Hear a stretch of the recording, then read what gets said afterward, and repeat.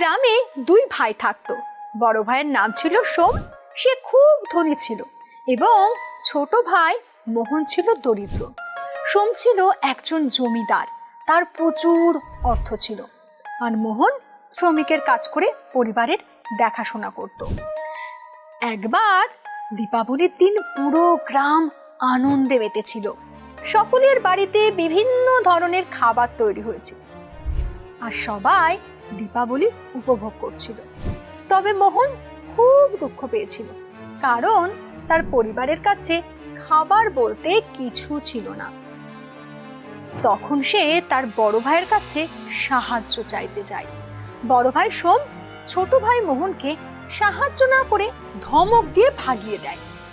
মোহন খুব দুঃখ পেয়ে মন খারাপ নিয়ে বাড়ি ফিরতে শুরু করলো।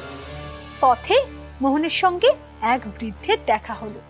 বৃদ্ধ মোহনকে বলল, এই যে ছেলে, তোমার এত দুঃখ কেন?